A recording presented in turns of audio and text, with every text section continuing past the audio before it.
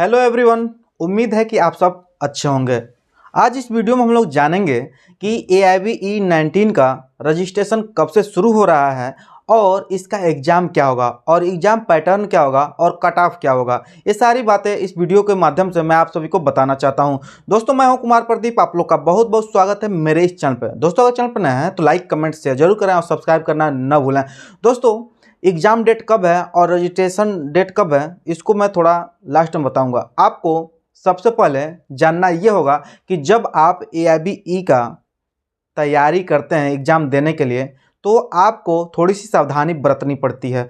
क्योंकि जब AIBE-17 का एग्ज़ाम हुआ था, जो SC ST और OBC में थे उनके लिए 35% लाना अनिवार्य था। तब उस समय कट ऑफ इतना था और जो जनरल में थे उनके लिए केवल 40% यानी 40% लाना था तो वो लोग पास हो जाते थे। लेकिन जैसे ही AIBE-18 का एग्ज़ाम हुआ तो कट ऑफ सीधे 40% लाना अनिवार्य हो गया और जो बच्चे जनरल कैटेगरी के थे उनके लिए 45% लाना अनिवार्य कर दिया गया था AIBE-18 में। उसमें मैंने भी एग्ज़ाम दिया था और मेरा सौभाग्य था कि मैं पास हो गया हूं, जैसा कि आप सब स्क्रीन पर देख सकते हैं। और अभी फ़िलहाल जब रिज़ल्ट आया है तो मैंने COP के लिए अप्लाई भी कर दिया है। दोस्तों, ये सबका सब अपना अपना भाग्य होता है कि कौन पास होगा कौन फेल होगा, लेकिन आपको कड़ी मेहनत करनी पड़ेगी। क्या पता जब इस बार AIBE-19 का एग्ज़ाम हो तो कट ऑफ और आगे पहुँच जाए। इस बार केवल 45% था, क्या पता 50% हो जाए, 55% भी हो सकता है। इसका कोई अनुमान नहीं लगाया जा सकता है। BCI की तरफ से कुछ भी हो सकता है। और देखिए दोस्तों, जब AIBE-18 का एग्ज़ाम हुआ तो जो आंसर की आया था, पहले में बहुत ऐसे बच्चे थे जो पास हो गए थे और जो दूसरी बार इसका आंसर की आया था उसमें मिलान करने के बाद बहुत ही बच्चे फेल हुए। लगभग आपका मान करके चलिए कि 45% स्टूडेंट जो एग्ज़ाम दिए थे AIBE-18 का वो फेल हो चुके हैं। क्यों फेल हो गए? क्योंकि उनको ये पता था कि इस बार हमको क्या करना है, 45% ला देना है जनरल वालों के लिए। और एग्ज़ाम दे कर आए 50% करके आए, कोई 55% करके आया कि क्या होगा, ज़्यादा यहाँ पे गोला लगा करके एग्ज़ाम दे करके मेहनत करके, और वही बच्चे फेल हो गए। और जो बच्चे क्या किए, जो स्टूडेंट उसमें समझदार थे, दिमाग लगाए कि जब इसमें कोई माइनस मार्किंग नहीं है और ओपन बुक एग्ज़ाम कराया जा रहा है तो सारा क्वेश्चन करने में क्या जाता है, गलत या सही सारे क्वेश्चन कर दिए और मैच कर गया और वो बच्चे पास हो गए। देखिए, जब फाइनल आंसर की आया लास्ट वाला, उसमें 7 नंबर विड्रॉल कर दिया और उसमें बच्चे फेल हो गए। तो ये गलती आप नहीं करेंगे। जो लोग AIBE-19 का एग्ज़ाम देने जा रहे हैं, फ्रेशर हों या फिर जो लोग फेल हुए थे AIBE-18 में, अगर ये फेल हुए थे वो भी एग्ज़ाम अगर देने जा रहे हैं तो ये गलती दोबारा नहीं दोहराना है। ये तो रही छोटी सी जानकारी आपको कि कैसे आपको एग्ज़ाम देने जाना है। अब थोड़ा सा आप ध्यान दीजिए कि कौन से बुक आपको पढ़ने चाहिए। दोस्तों, जो IPC है आपका, CRPC है, CPC है, या फिर जो भी आप बुक रखे हैं, जिस दिन से आप LLB करने गए थे और फाइनल ईयर तक आपके पास अगर समय हो तो थोड़ा बहुत सब में से पढ़िए। क्योंकि जब BCI के तरफ से एग्ज़ाम पैटर्न बनाया जाता है, सिलेबस की जब रणनीति तैयार की जाती है तो उस समय क्या रणनीति होगी उनकी, यह किसी को नहीं पता है। इसलिए आपको सारे सिलेबस पढ़ने चाहिए। ऐसा कोई एक बुक नहीं है जिसको आप पढ़ के जा कर के पास हो जाएंगे। यहाँ तक कि AIB जो BCI है, BCI आपको एकदम पूरा छूट देती है कि आप जितना आपके पास बुक है आप लेकर जा सकते हैं, उसमें से नकल करके पास हो सकते हैं।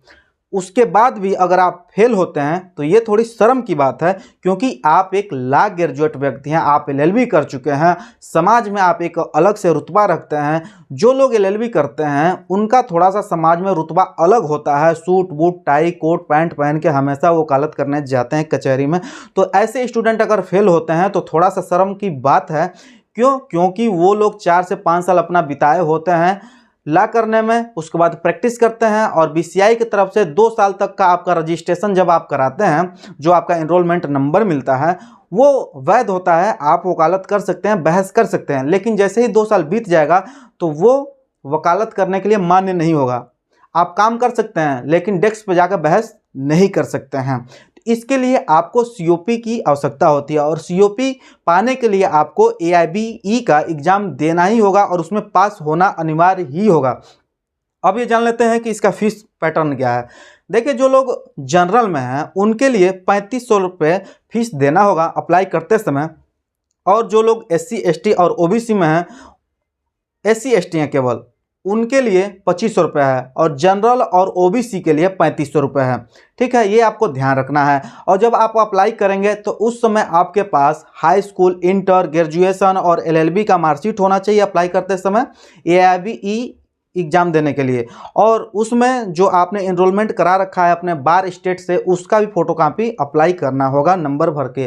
ठीक है, ये रहा आपका ये जानकारी कि कैसे आप अप्लाई करेंगे। अब ये जान लेते हैं कि ये अप्लाई कब से शुरू होने वाला है AIBE 19 का।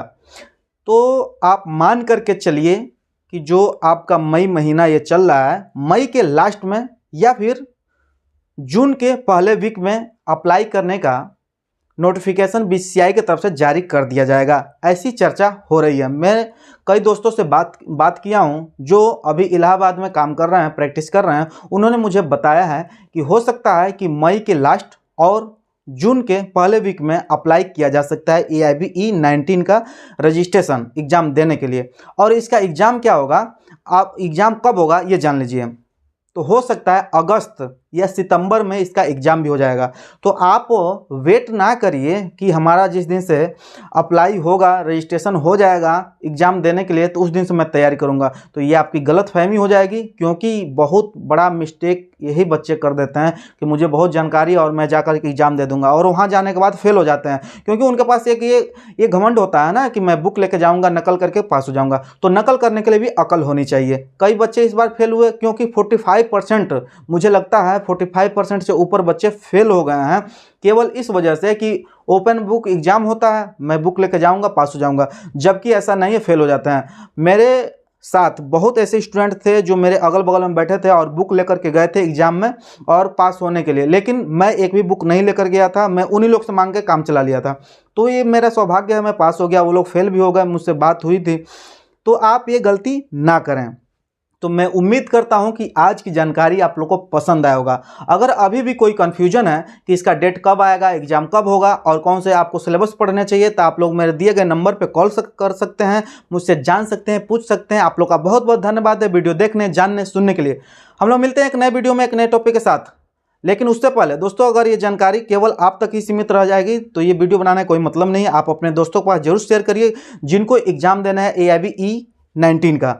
हम लोग मिलते हैं एक नए वीडियो में एक नए टॉपिक के साथ। तब तक के लिए जय हिंद, वंदे मातरम।